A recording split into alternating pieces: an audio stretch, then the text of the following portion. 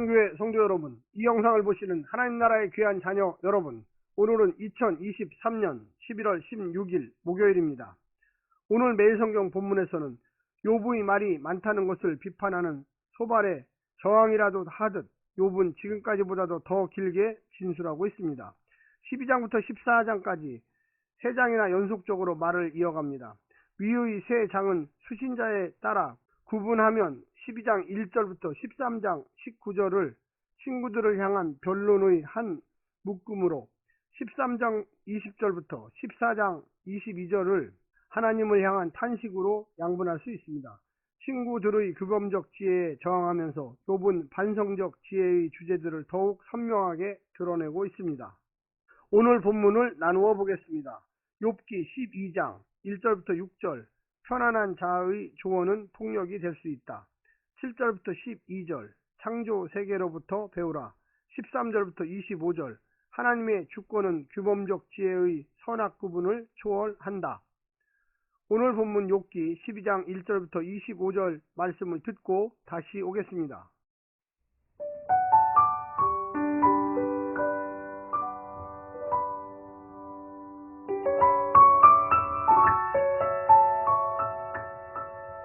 욥기 12장. 욥이 대답하여 이르되 너희만 참으로 백성이로구나. 너희가 죽으면 지혜도 죽겠구나. 나도 너희같이 생각이 있어 너희만 못하지 아니하니 그 같은 일을 누가 알지 못하겠느냐. 하나님께 불러 아뢰어 들으심을 입은 내가 이웃에게 웃음거리가 되었으니 의롭고 온전한 자가 조롱거리가 되었구나. 평안한 자의 마음은 재앙을 멸시하나 재앙이 실족하는 자를 기다리는구나. 강도의 장막은 형통하고 하나님을 진노하게 하는 자는 평안하니 하나님이 그의 손에 후히 주심이니라. 이제 모든 짐승에게 물어보라. 그것들이 내게 가르치리라. 공중의 새에게 물어보라. 그것들이 또한 내게 말하리라. 땅에게 말하라. 내게 가르치리라. 바다의 고기도 내게 설명하리라. 이것들 중에 어느 것이 여호와의 손이 이를 행하신 줄을 알지 못하랴. 모든 생물의 생명과 모든 사람의 육신의 목숨이 다 그의 손에 있느니라. 입이 음식의 맛을 구별한 같이 귀가 말을 분간하지 아니하느냐. 늙은 자에게는 지혜가 있고 장수하는 자에게는 명철이 있느니라. 지혜와 권능이 하나님께 있고 계략과 명철도 그에게 속하였나니 그가 허르신즉 다시 세울 수 없고 사람을 가두신즉 놓아두지 못하느니라. 그가 물을 막으신즉 곧 마르고 물을 보내신즉 곧 땅을 뒤집나니 능력과 지혜가 그에게 있고 속은 자와 속이는 자가 다 그에게 속하였으므로 모사를 벌거벗겨 끌어가시며 재판장을 어리석은 자가 되게 하시며 왕들이 맨 것을 풀어 그들의 허리를 동이시며 제사장들을 벌거벗겨 끌어가시고 권력 있는 자를 넘어뜨리시며 충성된 사람들의 말을 물리치시며 늙은 자들의 판단을 빼앗으시며 귀인들에게 멸시를 쏟으시며 강한 자의 띠를 푸시며 어두운 가운데에서 은밀한 것을 드러내시며 죽음의 그늘을 광명한 대로 나오게 하시며 민족들을 커지게도 하시고 다시 멸하기도 하시며 민족들을 널리 퍼지게도 하시고 다시 끌려가게도 하시며 만민의 우두머리들의 총명을 빼앗으시고 그들을 길없는 거친 들에서 방황하게 하시며 빛없이 캄캄한 데를 더듬게 하시며 취한 사람같이 비틀거리게 하시느니라.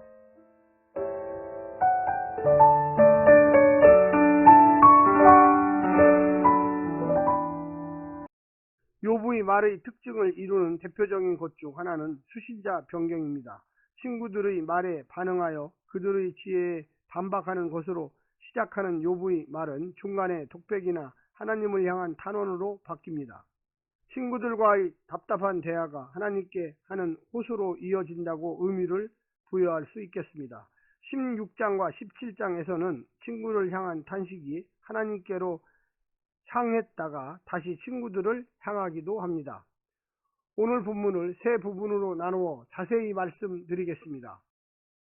첫 번째, 인과 응보의 원리의 예외 사례들. 욥이 보기에는 소발이나 다른 친구들은 자신들만 지혜를 독점하고 있는 듯이 욥에게 충고했습니다. 그들이 죽으면 지혜도 다 사라질 것처럼 말입니다. 하지만 인과응보의 원리는 욥도 알고 있고 일반 사람들도 그 정도 지혜를 갖고 있습니다. 하지만 욥의 상황은 그 원리에서 벗어나 있습니다. 욥은 재난을 멸시해도 좋을 만큼 평강을 누리던 자였는데 여호와의 법도를 따라 걷지 않는 자들에게 닥칠 재앙을 맞이하고 있습니다. 이는 하나님의 공의와 정의 시스템이 고장난 것처럼 보이는 상황입니다. 하나님께서 불러서 기도하게 하셨고 응답도 받은 욥에게는 어울리지 않는 재앙입니다.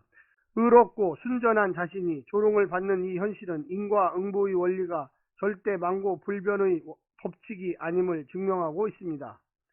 두 번째는 드러난 지혜. 소발이 하나님만 아시는 오묘한 지혜를 이야기하자 욥은 짐승과 공중의 새와 땅과 바다의 고기도 여호와의 손이 이를 행하셨다는 지혜 정도는 다 알고 있다고 반박합니다.